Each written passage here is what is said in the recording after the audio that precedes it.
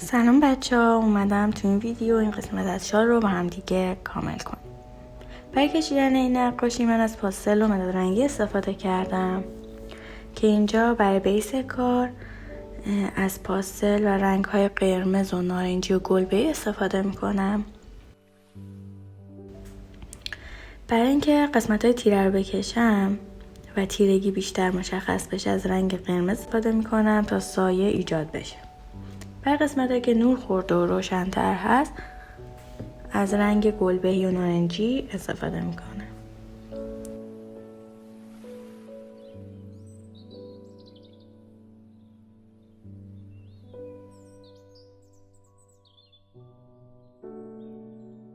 خب حالا با مداد قهوه‌ای چین‌های روی شال رو پررنگ‌تر میکنم تا فرو رفتگی بیشتر مشخص بشه.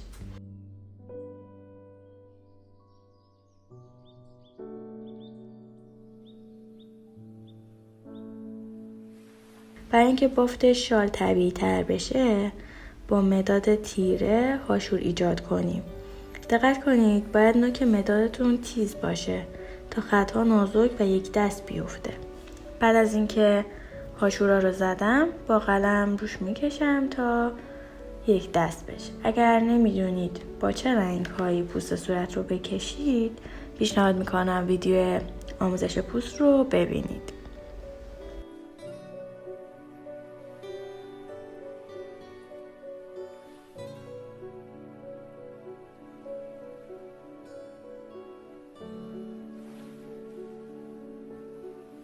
اینجا برای اینکه فرو رفتگی رو ایجاد کنم اول با مداد قهوه‌ای جاشو میکشم، بعد با مداد مشکی قسمتی که تیره تر از همه باید باشه رو تیره میکنم تا اون حالت فرو رفتگی رو به ما بده.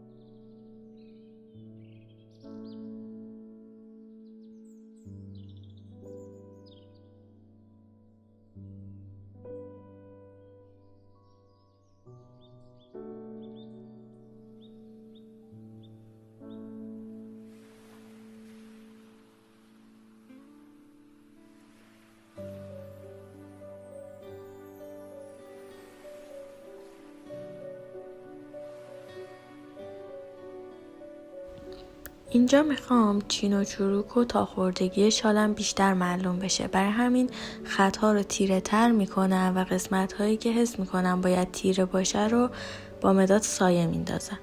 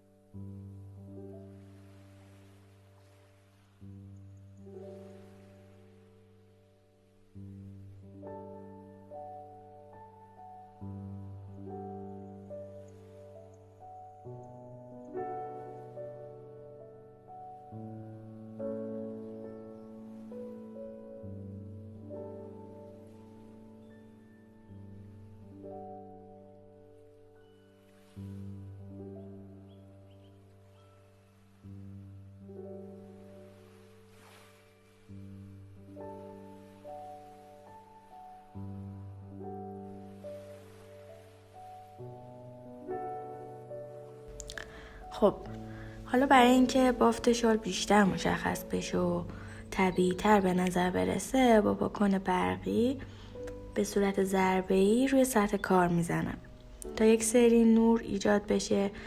و اینکه دقت کنید باید حتما نوک پاکن شارژیتون رو با کاتر یا سنباده تیز کنید.